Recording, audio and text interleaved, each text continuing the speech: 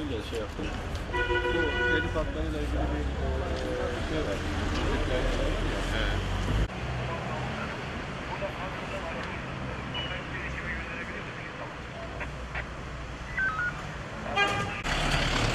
Abla bize bir anlatabilir misin nasıl oldu? Siz miydiniz? Hangisi? Geçmiş olsun abla.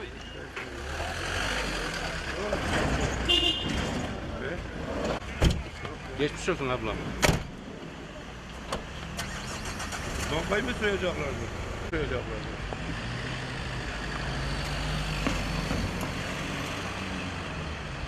Fotoğraf çekmiyor. Birader neden yaptın? Niye sormaya kalktın bankaya? Ha? Borcun mu vardı?